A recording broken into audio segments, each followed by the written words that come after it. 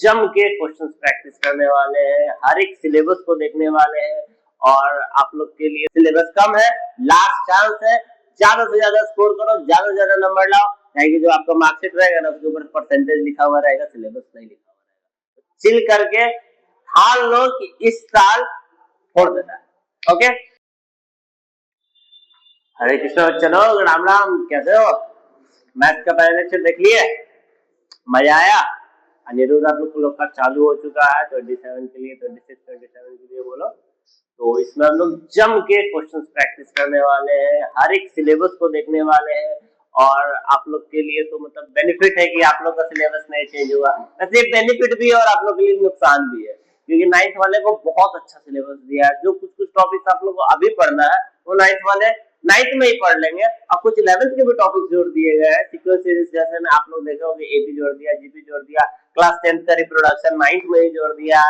तो ये सारे मतलब बेनिफिट है, लेकिन आप लोग को वो भी टेंशन नहीं लेना है, उन लोग का अपना बेनिफिट है। आप लोग का बेनिफिट ये है कि आप लोग ज्यादा से ज्यादा स्कोर कर सकते हो, सिलेबस कम है, लास्ट चांस है, ज्यादा से ज्यादा स्कोर करो, ज्यादा से ज्यादा नंबर लाओ, ताकि जो आपका मार्कशीट रहेगा ना उसके ऊपर परसेंटेज लिखा हुआ रहेगा, सिलेबस नहीं लिखा हुआ रहेगा। चिल करके ठान लो कि इस साल छोड़ देना है। ओके, तो हम लोग का साइंस का सिलेबस हम लोग पहले चालू कर रहे हैं, और साइंस में भी हम लोग क्या चालू करेंगे? फिजिक्स। ओके, थोड़ी तबियत खराब है, ध्यान नहीं देना है सबका। हम लोग क्या चालू करेंगे? फिजिक्स। फिजिक्स में भी कौन सा चैप्टर? लाइट।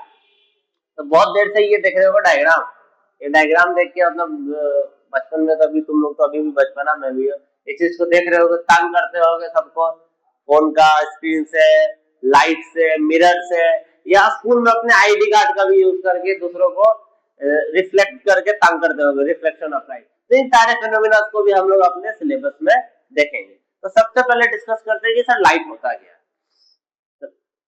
एक बात बताओ, आप जहां पे भी हो, अगर एक रूम में बैठ के पढ़ रहे होगे, सब लाइट वगैरह बंद कर दो, फोन वगैरह बंद कर दो, कहीं से कोई लाइट नहीं आ रहा, तो क्या आपको कुछ कोई चीज दिख पाएगा? नहीं दिखेगा 100%। नहीं सर, बिना लाइट के तो कोई चीज हमको दिख नहीं सकता। तो सर लाइट एक ऐसा कुछ तो है जो कि हमको देखने में क्या हो, वो लोग डिस्कस करते हैं, लेकिन सर कुछ तो है जो हमको देखने के लिए मदद करता है। लाइट का एक फॉर्मूला बोल रहे हो, लाइट का एक डेफिनेशन आप ये भी पढ़े होंगे कि light is an electromagnetic wave which gives us the sensation of site, या एक फॉर्मूला ये पढ़े होंगे, light is a packet of photons which moves with a higher velocity।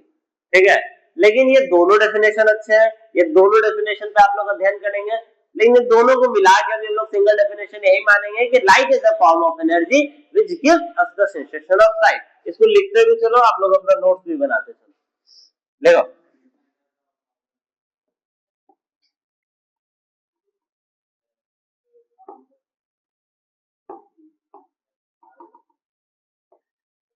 देखिए, चल जाओ। Light is a form of energy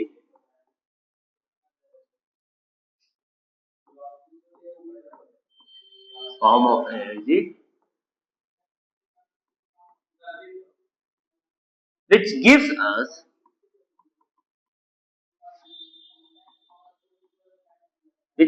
us the sensation of sight।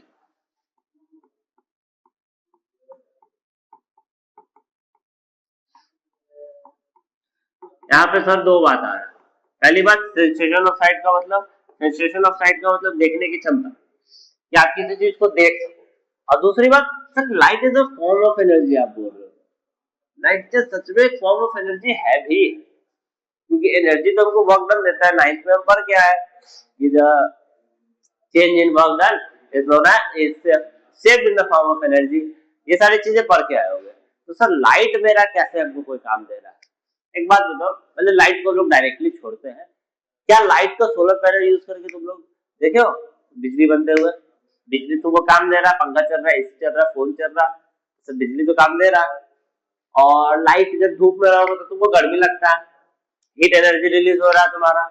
ये बात तो तुमको क्लियर होगा ना कि एक एनर्जी को तुम बना नहीं सकते हो, डिस्ट्रॉय नहीं कर सकते, it can be just change from one form to another. तो इसका मतलब ये बात तो जायजा है कि लाइट मेरा एक फॉर्म ऑफ एनर्जी है, जिससे हम इलेक्ट्रिकल एनर्जी भी बना रहे हैं, जिससे हम हीट एनर्जी भी बना रहे हैं। इस बात को याद रखना है कि लाइट मेरा क्या है? Form of energy. लेकिन लाइट को हम लोग डायरेक्टली किस चीज के लिए यूज कर रहे हैं? सबसे जरूरी चीज है हमारे के लिए सेंसेशन ऑफ साइट। साइट पहले मतलब टी हो, ठीक है, sensation of site. Okay, light का सबसे ज्यादा हम लोग यूज क्या करते हैं? चीजों को देखने के लिए। हर एक दिनचर्या में आप सबसे ज्यादा लाइट का यूज क्या कर रहे हो? कोई भी चीज को देखने के लिए। लेकिन इतना आसान तो हमारा साइंस रहेगा नहीं। तो चलो हम लोग साइंस पे आते हैं कि हम लोग को अपने सिलेबस में क्या पढ़ना है। इस चीज को पहले मान, इधर एक मेरा ऑब्जेक्ट है, इसके ऊपर लाइट आया और इंसिडेंट हुआ। क्या हुआ? इंसिडेंट हुआ, स्ट्राइक हुआ, जो भी बोलो, लाइट आया और इसके ऊपर इंसिडेंट हुआ। तो लाइट के साथ कौन कौन से फेनोमेना अकर करेंगे? सबसे पहला फेनोमेना क्या होगा कि हो सके सर ये लाइट जो है इसके ऊपर स्ट्राइक करे और इससे रिफ्लेक्ट बैक कर जाए। सबसे पहला फेनोमेना कि सर एक ऑब्जेक्ट है, उसके ऊपर लाइट आया और उसी डायरेक्शन में रिफ्लेक्ट बैक कर गया, जिसको हम लोग डिस्कस करेंगे as a reflection of light. इस फेनोमेना को हम लोग क्या बोलते हैं? Reflection of light. एक बात ये भी हो सकता है, जैसे शीशा वगैरह का ग्लास में देखा होगा कि लाइट आता है और उस ऑब्जेक्ट से ही बाहर चला जाता है। इस डायरेक्टली ऐसे नहीं जाता है, हम लोग आगे पढ़ेंगे, लेकिन वो ऑब्जेक्ट को पार करते हुए चला जाएगा। वो एक ऑब्जेक्ट है, उससे अंदर से लाइट पार करते हुए चला जाएगा। कैसे पार करता है, कैसे बेंड करता है, ये सारी बातों को हम लोग आगे पढ़ेंगे। अभी समझो कि जब लाइट क्रॉस कर जाएगा तो इस फेनोमेना को हम लोग क्या बोलेंगे? Refraction of light. इसको क्या बोलते हैं? Refraction of light. दो फिनोमिना तो ये हो गए सबसे जरूरी जो आपके सिलेबस में है। और भी चीजें होती है, जैसे कि मानो आप एक चीज मान के चल सकते हो। तीसरा क्या होगा सर? आपको एब्जॉर्प्शन होता है, लाइट एब्जॉर्ब भी होती है, जिस कारण से आपको गर्मी लगता है, हीट एनर्जी रिलीज होता है। या मान के चलो कि आपको घर में सुने होंगे गर्मियों में कि काला कपड़ा नहीं पहनना चाहिए। रीजन यही है कि सर काला कपड़ा लाइट को ज्यादा एब्जॉर्ब करता है। गर्मियों में लाइट कपड़ा पहनो, आपको गर्मी कम लगेगा, क्योंकि लाइट कपड़ा जितने भी सनराइज आते हैं उसको मैक्सिमम को क्या कोशिश करता है कि रिफ्लेक्ट करते हैं। लेकिन जो हमारा ब्लैक कलर है उसका टेंडेंसी होता है कि मैक्स टू मैक्स लाइट को हम लोग एब्जॉर्ब कर लें। इसी कारण से ब्लैक कपड़े नहीं पहने जाते हैं, ताकि चीजें एब्जॉर्ब नहीं हो। लाइट एनर्जी आपको ज्यादा एब्जॉर्ब होगा तो ज्यादा हीट लगेगा, ज्यादा गर्मी लगेगी, इसलिए लोग गर्मियों में ज्यादातर अवॉइड करते हैं अपने गर्म कपड़ों को। तो सर एक फिनोमिना हमारे पास ऑब्जॉर्प्शन भी है, और भी फिनोमिना से, और भी फिनोमिना से, जैसे मान लो आपका इंटरफेरेंस ऑफ लाइट, मान लो आपका polarization of light and many other. ठीक है, हमारे सिलेबस में ज्यादा चीजें नहीं है, आपको सारी चीजें पढ़ोगे। ऑप्टिक्स में जब 12th पढ़ोगे ना तो हर एक चीज डिटेल में पढ़ना है। वहां पे हम लोग लाइट को दो पार्ट में डिवाइड कर देते हैं, रे ऑप्टिक्स और वेव ऑप्टिक्स। ये दोनों क्या है इस पे हम लोग डिस्कस करेंगे, लेकिन डिटेल 12th में डिस्कस करोगे। अभी हम लोग एक हल्का सा इंट्रोडक्शन लेके चलेंगे। Light clear? लाइट के फिनोमिना कौन कौन से होते हैं ये क्लियर। अब समझो डुअल नेचर ऑफ लाइट का क्या मतलब है।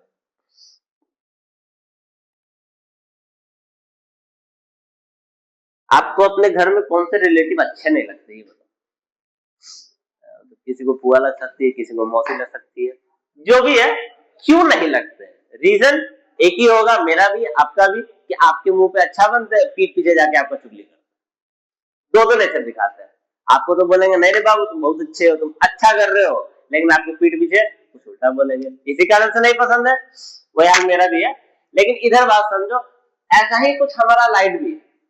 लाइट भी अपना दो नेचर दिखाता है। एक नेचर को हम लोग क्या बोलते हैं? पार्टिकल नेचर ऑफ लाइट, और दूसरे को क्या बोलते हैं? Wave nature of light. दोनों चीज को हम लोग को डिटेल डिस्कस करना है। सबसे पहले समझो पार्टिकल नेचर क्या होता है।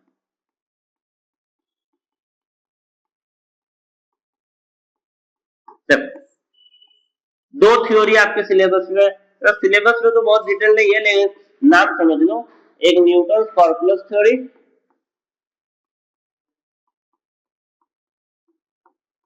और प्लस थ्योरी, और नेक्स्ट सर एल्बर्ट आइंस्टाइन का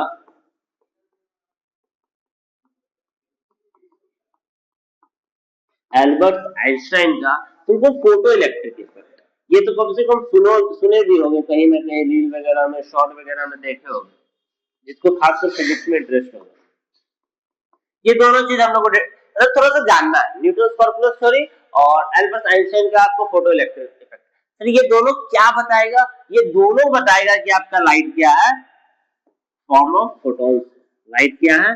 form of photons, packet of photons, इसके बारे में हम लोग चर्चा करते हैं।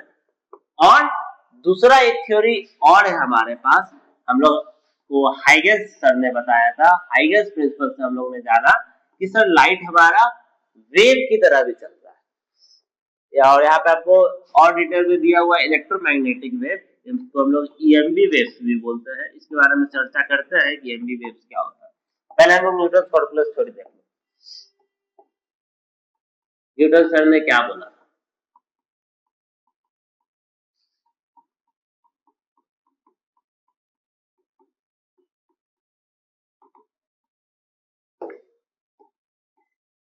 Late assume this is your bulb, इसमें से सर लाइट निकलेगा, इस बल्ब में से लाइट ग्लो करेगा। तो न्यूटन सर ने क्या बोला था कि जो लाइट ग्लो कर रहा है वो रिलीज हो रहा है एक पैकेट ऑफ फोटॉन्स के रूप में, ऐसे छोटे छोटे छोटे छोटे छोटे छोटे फोटॉन्स के पार्टिकल्स रिलीज हो रहे हैं। ये किन्होंने बोला था? न्यूटन सर ने। और इसी थ्योरी से उन्होंने प्रूव किया था कि लाइट हमारा क्या है? लाइट हमारा क्या है? पार्टिकल। लाइट क्या हमारा? पार्टिकल। ये डॉट डॉट डॉट डॉट ये सारे क्या है? ये सारे तुम्हारे फोटॉन्स है। क्या है? फोटॉन्स। ये सारे आपके क्या है? फोटॉन्स है। और लाइट हमारा क्या चीज की तरह काम कर रहा है? पार्टिकल की तरह। एक बात को समझो कि हम लोग लाइट को दो नेचर में डिवाइड कर क्यों रहे हैं। शुरू में क्या हुआ था कि Newton sir, Albert Einstein sir ने क्या बोला कि लाइट हमारा पार्टिकल है बाय दिस, और एक हम और बता रहे हैं फोटोइलेक्ट्रिक इफेक्ट। इसके कारण उन्होंने क्या बोला कि लाइट हमारा क्या है? पार्टिकल है। और उससे हमारा रिफ्लेक्शन ऑफ लाइट का फिनोमेना प्रूव हो गया, रिफ्रैक्शन ऑफ लाइट का फिनोमेना प्रूव हो गया, और कुछ कुछ फिनोमेना हम लोग इससे प्रूव कर दिए कि हाँ हमारा लाइट क्या है? हमारा लाइट क्या है? पार्टिकल है। ठीक है, फोटॉन्स के रूप में चल रहा है। लेकिन हुआ क्या? चलते गया चलते गया चलते गया, ये बात चलते गया, और फिर हाइगेंस प्रिंसिपल आए। उन्होंने देखा कि interference of light, polarization of light, कुछ फिनोमेना है, इसके बारे में आपको डिटेल नहीं जाना, लेकिन वो फिनोमेना इससे प्रूव ही नहीं हो पा रहे थे कि अगर मेरा लाइट पार्टिकल है तो एक साथ दो या तीन लेयर्स में कैसे डिवाइड कर रहा है, दैट्स इंटरफेरेंस। इसके बारे में हम लोग बाद में थोड़ा सा चर्चा कर लेंगे। ठीक है, मीडियम को हम लोग इधर डिस्कस कर लेंगे। मीडियम क्या है? वो बहुत सिंपल सा बात है, मीडियम कोई बहुत टफ चीज नहीं है, सिंपल सी बात है। जो भी मटेरियल, मान लो कि दो तीन मटेरियल में यार,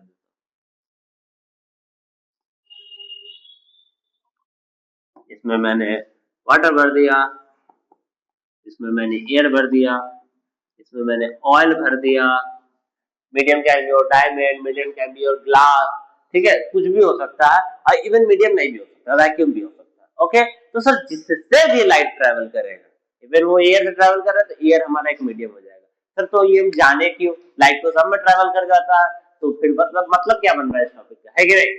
अब वो ट्रेवल सब में करता है, लेकिन उसका स्पीड में थोड़ा सा अंतर आता है, जो कि हम लोग को रिफ्रैक्शन में पढ़ने में बहुत मदद आएगा। तो बस याद रखना कि मीडियम क्या होता है सर, जिसमें से भी लाइट हमारा ट्रेवल करे, और दैट्स द मीडियम। ज्यादा टेंशन लेके नहीं चलना है, तो उसको रिफ्रैक्शन में वापस बैठेंगे। Okay, now discuss what is an object.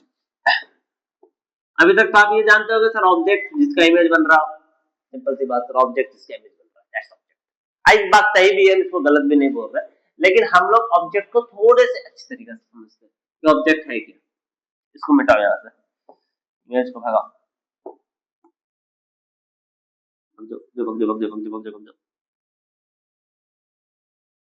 Very good. अब समझो कि ऑब्जेक्ट क्या, मानो आप बोलो, ठीक है, और आपका एक मैं इमेज बनाने का कोशिश कर रहा हूँ, ठीक है। प्लेन मिरर को हम लोग ऐसे डिनोट करते हैं, आगे हम लोग इस बात को डिस्कस करेंगे। आई थिंक इतना आप लोगों को वैसे मालूम भी होगा, 8 में पढ़ के आए होंगे। गोरा थे, पीलिया कैसे होंगे, जॉन्डिस कैसे पकड़ लिया सर, ठीक है। ये आपका ऑब्जेक्ट है, और ये आपके इमेज है। अभी तक यही बात को जानते हो, अभी तक इसी बात को जानते हो कि सर ये मेरा ऑब्जेक्ट है और ये मेरा इमेज है। जो मेरा मिरर से बाहर है वो ऑब्जेक्ट है, जो मिरर के अंदर है वो इमेज है। और आप गलत भी नहीं हो, मैं आपकी बात को एक्सेप्ट करता हूँ, लेकिन अब थोड़ा सा हम लोग इस डेफिनेशन को मॉडिफाई करते हैं। आप लोग 8-9 तक थे तो ठीक था, अब देख रहे हो सीबीएसई का करिकुलम बढ़ा रहा है, हम लोग थोड़ा डेफिनेशन को भी बढ़ाते हैं। सब जो यहाँ पे बात किया हो रहा है, आप किसी चीज को देख रहे हो, ये भी समझो, आप किसी चीज को देख रहे हो, कब देख पा रहे हो? जब उस पर किसी अलग सोर्स से लाइट गिरा और वो लाइट गिर के आपके आंख तक आया, तभी देख पाओगे, अन्यथा मुमकिन नहीं है। लाइट अगर उस ऑब्जेक्ट पे गिरेगा, जैसे ये स्टाइलस है, आप देख पा रहे हो, है कि नहीं? लाइट ऑन है, मैं स्टाइलस पीछे कर, ये लाइट स्टिल ऑन है, मैं स्टाइलस पीछे कर दिया, तो क्या हुआ सर? इसके ऊपर लाइट अभी भी पड़ रहा है, लेकिन ये आपकी आंखों तक जा नहीं पा रहा, आई मीन कैमरे तक जा नहीं पा रहा, जिस कारण से इसका इमेज फॉर्मेशन नहीं हो रहा है। तो इमेज कब बनेगा? जब सर सोर्स से किसी भी ऑब्जेक्ट पे गिरे और वहां से आपकी आंख तक जाए, मिरर तक जाए, कैमरे तक जाए, तब मेरा इमेज फॉर्म करता है। ये बात तो क्लियर? अब इस बात को तुम समझो वापस से मेरे साथ। मतलब there is something of there is some source, okay, there is some source, यहाँ से लाइट रे क्या है? इंसिडेंट हुआ इसके ऊपर, ऐसा ही हुआ होगा, ठीक है? अब फिर यहाँ से लाइट रेस क्या हुए होंगे? निकले हो, फिर रिफ्लेक्ट किए होंगे और कैसे इमेज फॉर्म किए होंगे, इसको हम लोग आगे डिस्कस करेंगे। अभी समझो कि यहाँ से लाइट रे वापस से निकले, ठीक है? ये यहाँ से तो रिफ्लेक्ट कर जाता है, ये पीछे जाके इमेज फॉर्म करता है, इस बात को लोग डिस्कस करेंगे, लेकिन इसको भी अभी तुम रिफ्लेक्टेड रेस की तरह ही मानो। फिर ये जो रिफ्लेक्टेड रेस है, ये यहाँ पे आके मर्ज हुआ, तो यहाँ पे मेरा इमेज बना। यही होता है कि सर एक सोर्स से बहुत सारे चीजें, बहुत सारे इंसिडेंट रेस आए, इसको इंसिडेंट रेस हम लोग नहीं बोलेंगे, बोल सकते हो यहाँ पे इंसिडेंट रेस ये वाला है तुम्हारा, इस रिफ्लेक्शन के लिए ये है। लेकिन मानो कि रे ऑफ लाइट आया तुम्हारे पास, ठीक है, एक ऑब्जेक्ट पर स्ट्राइक किया, तो देख रहे हो ये जो ऑब्जेक्ट वाला पॉइंट है, ये जो आपका ऑब्जेक्ट वाला पॉइंट है, यहाँ पे क्या हुआ? यहाँ पे मैं लिख रहा हूं, यहाँ पे इंटरसेक्शन हुआ आपको रे ऑफ लाइट का या इंसिडेंट रेस का। इंटरसेक्शन हुआ किसका? इंसिडेंट रेस का। सर कैसे? इंसिडेंट रेस तो मेरे ये वाले है, अगर आप इसको भी मानते हो तो देखो, तो पीछे जाएगा तो यहीं पे मिलेगा कि नहीं मिलेगा?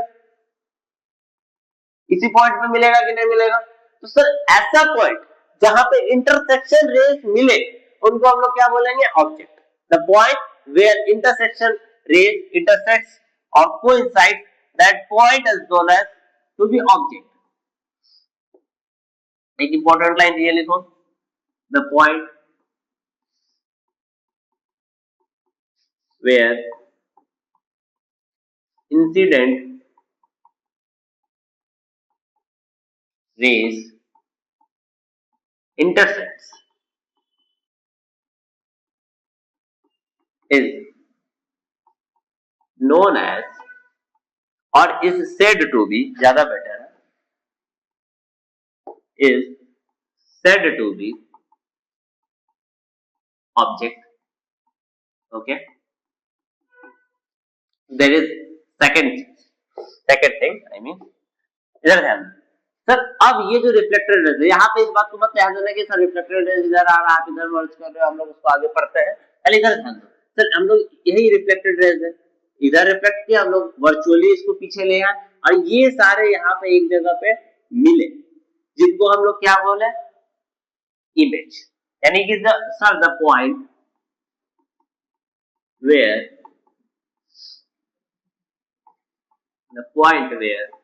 reflected rays, the point where reflected rays intersects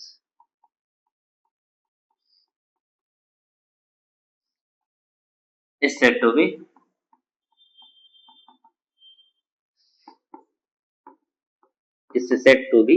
image। तुम ध्यान से बाबू सुनना, इधर उधर मत ध्यान देना सर। एक ऐसा पॉइंट जहां पे क्या हो रहा है, हमारे इंसिडेंट रेस इंटरसेक्ट कर रहे हैं, उसको हम लोग ऑब्जेक्ट बोले, और एक ऐसा पॉइंट जहां पे हमारे रिफ्लेक्टेड रेस इंटरसेक्ट कर रहे हैं, उसको हम लोग इमेज बोले। इन दोनों बात को एकदम क्लियर रहना चाहिए कि सर ऑब्जेक्ट क्या है, इमेज क्या है। ऐसा पॉइंट जहां पे मेरा इंसिडेंट रेस इंटरसेक्ट करेगा, दैट्स ऑब्जेक्ट, और ऐसा पॉइंट जहां पे हमारा रिफ्लेक्टेड रेस इंटरसेक्ट करेगा, दैट्स इमेज। अब एक बात को और मैं ऐसा समझो कि सर रे ऑफ लाइट क्या होता है? आई थिंक आगे है आपके पास, हाँ इसके बाद ही, रुक जाओ। हाँ, रे ऑफ लाइट क्या होगा, जब सर सिंगल सोर्स ऑफ मतलब सोर्स से सिंगल लाइट रे निकलेगा तो उसको हम लोग क्या बोलेंगे, रे ऑफ लाइट। और जब मल्टीपल पैरेलल लाइट रेस निकलेंगे तो उसको हम लोग क्या बोलेंगे, बीम ऑफ लाइट। इन दोनों बात में कोई डाउट, इन दोनों बात में कोई डाउट। अब समझो सबसे इंपॉर्टेंट बात क्या है, सर ये मेरा एक मिरर की तरह भी ट्रीट करो, ठीक है, या भी आप मिरर पे मत बनाओ, या पे सही रहने दो, मिरर पे मत बनाओ। समझो बात क्या, सर एक बात होता है कि एक्चुअल रेस, ठीक है, और एक बात होता है कि एज्यूम करो यही से आ रहा है, ये मिरर का पीछे वाला पोर्शन है, ठीक है, ध्यान दो, ठीक है, ये एक्चुअल रेस हुए और ये वर्चुअली रेस हुए। इनको हम लोग क्या बोलेंगे, जो डायरेक्ट ऑब्जेक्ट से आए they are called actual rays, ठीक है, they are called actual rays. और जो मिरर के पीछे है, जैसे ये मिरर है यहाँ पे, इसके पीछे बन रहा है, जो आपको रेस नहीं दिख रहे हैं, जिसको हम लोग इमेज फॉर्मेशन में अपना दिखा देते हैं, उनको हम लोग क्या नाम दिए है, वर्चुअल रेस, ठीक है, इसको हम लोग क्या नाम दिए हैं, वर्चुअल रेस। ओके, इन दोनों बात को ध्यान देना। तो सर इसी तरीका से एक्चुअल रेस है और मेरे वर्चुअल रेस है। तो एक ऑब्जेक्ट को अगर हम लोग ट्रीट करते हैं, मानो एक ऑब्जेक्ट ये रहा, यहाँ पे तुम्हारा ऑब्जेक्ट मिरर के इधर, मेरा ऑब्जेक्ट मिरर के इधर है, तो यहाँ पे किसी भी सोर्स से रियल इंसिडेंट रेस आएंगे, किसी भी सोर्स से हमारा क्या आएगा सर, रियल इंसिडेंट रेस आएगा। और यहाँ पे रियल इंसिडेंट रेस मेरे कोई साइड कर रहे हैं, इंटरसेक्ट कर रहे हैं, तो ये इसको हम लोग क्या बोले, रियल ऑब्जेक्ट, क्या बोले, रियल ऑब्जेक्ट।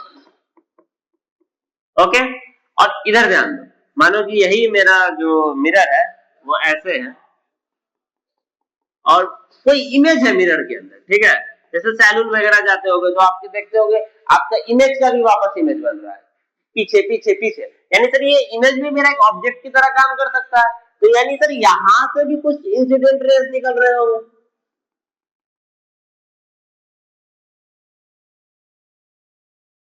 ठीक है, तो यहां से भी कुछ इंसिडेंट रेस काउंट हो रहे होंगे, यहां से तो असल का कोई इंसिडेंट रेस आपको दिख नहीं रहा होगा, तो इनको हम लोग क्या बोले, वर्चुअल रेस। इनको क्या बोले हम लोग, वर्चुअल रेस। इसी कारण से इस ऑब्जेक्ट को भी हम लोग क्या बोले, वर्चुअल ऑब्जेक्ट।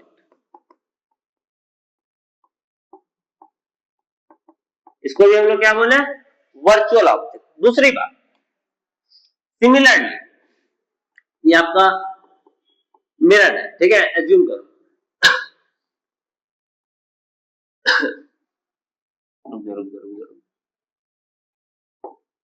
आपका ऑब्जेक्ट एक वर्चुअल ऑब्जेक्ट यहाँ पे, और इसका जो रिफ्लेक्शन है आप यहाँ पे किसी स्क्रीन पे बना रहे हो, आई मीन स्क्रीन मत मानो, आप एक मिरर ही मान लो अभी के लिए, ठीक है, आप एक मिरर यहाँ पे M2 रखे हो, ये M1 है और ये M2 है, और इसका भी रिफ्लेक्शन जो है यहाँ पे आपको इसका भी रिफ्लेक्शन शो कर रहा है। तो ये आपका क्या हो गया सर, वर्चुअल ऑब्जेक्ट, और ये आपका क्या हो गया सर, वर्चुअल इमेज।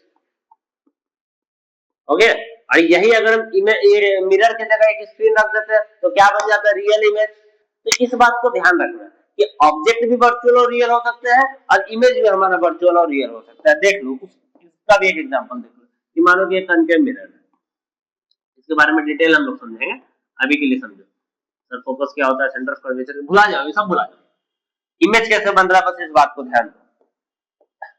फिर ये मेरा ऑब्जेक्ट था,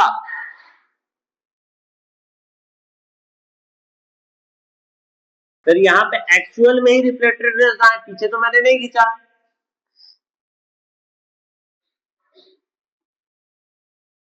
ठीक है, यहाँ पे भी एक्चुअल में ही मेरे रिफ्लेक्टेड रेस आए, तो यहाँ पे कोई थोड़ा सा आगे घटेगा, ठीक ना,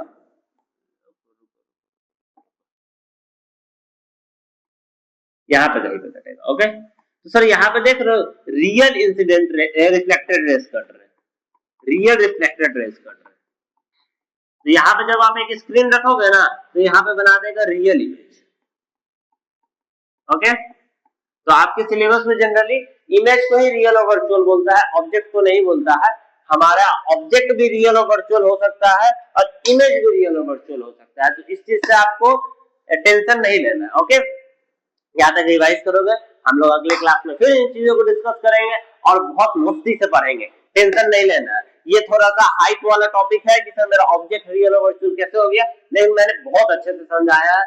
बहुत ध्यान से देखना कि हमारा ऑब्जेक्ट रियल और वर्चुअल हो सकता है। इस वाले को ऊपर जाएगा, नहीं जाएगा, रहने दो। समझो, नोट्स अच्छे से लिखना कि सर हमारा ऑब्जेक्ट रियल और वर्चुअल हो सकता है, इमेज भी रियल और वर्चुअल हो सकता है, उसके लिए आपको टेंशन नहीं लेना है। इस चीज को हम लोग एक बार और अच्छे से डिटेल में पूछेंगे क्योंकि इमेज का आपको डेफिनेशन आता है। ओके, सो अभी के लिए टेक केयर, राम राम, मस्ती करो, चिल करो और पढ़ते रहो। Bye bye.